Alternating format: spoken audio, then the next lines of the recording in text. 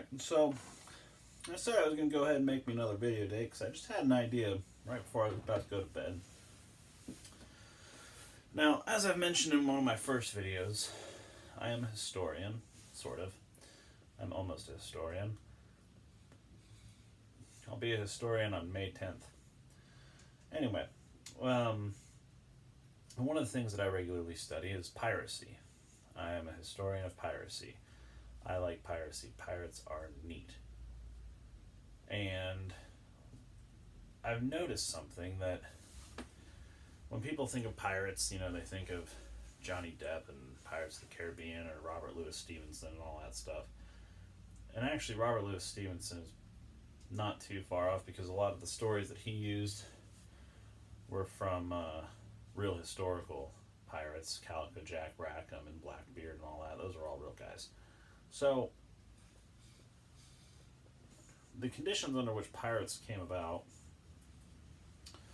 was that the society in which they lived in largely prevented them from living normal, comfortable lives as just regular working men.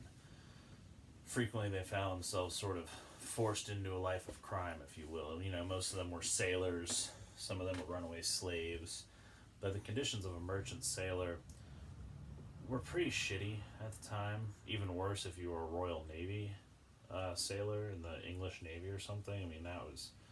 You're pretty much dog shit. So they found themselves sort of forced to take up a different type of life. They basically took up life on their own terms. They were going to live a short life but a merry one. And not all these men were uneducated or just, basic sailors or whatever. Some of them, there's a theory that Edward Teach, Blackbeard, probably came from a relatively well-to-do family. He was literate at any rate. He loved to read. Stede Bonnet, the gentleman pirate. Bartholomew Roberts.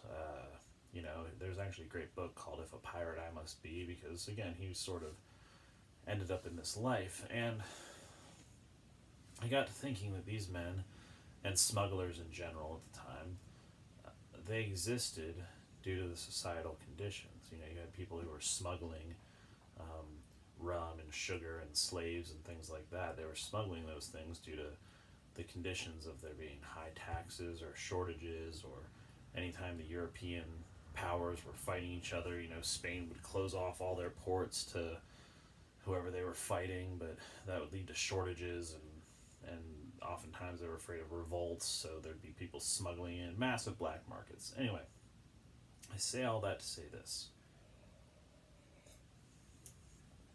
We're approaching a time where there's sort of a societal conditions where certain elements of society are not able to express their ideas.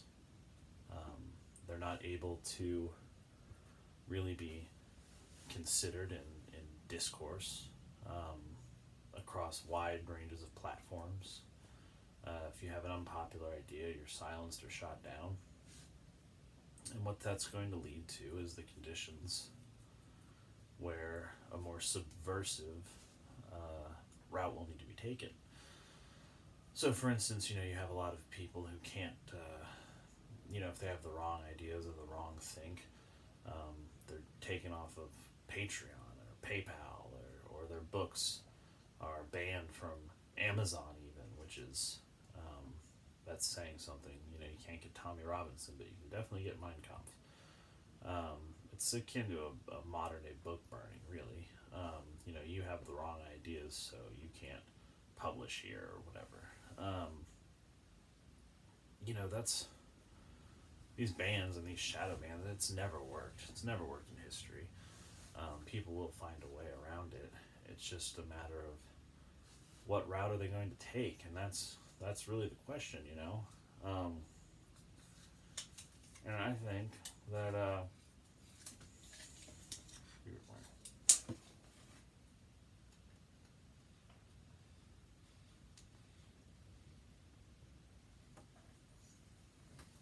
and I think it will sort of lend itself to a new wave of smuggling or piracy. The term piracy's already been applied to you know teenagers ripping songs off of CDs and shit, or bootlegging movies, whatever. But the bootlegging of ideas, that'll be interesting. The Sure, you might not be able to use Patreon, but you know, I'll take Bitcoin. I'll take Bitcoin any fucking day of the week. So there's no stopping it. It's just a matter of how are people going to adapt and change. And I think that'll be a very interesting thing to see. If anything, humans are incredibly adaptable. I mean, there's pretty much nowhere on the face of the earth that humans can't be found. Granted, sometimes it's just their corpse at the top of Mount Everest or something, but they still got there. So, try all you want, Amazon, to ban books, or try all you want to demonetize Dankula or whoever else, just for their ideas. The more you push back on people, the more they're going to push back, and their ideas will still get out there. If they have to start their own damn websites or start their own publishing platform, it's still going to happen. So, pirates. Now we have a new term, intellectual piracy. You heard it here first on The Aspiring Scholar. Oh, fuck off.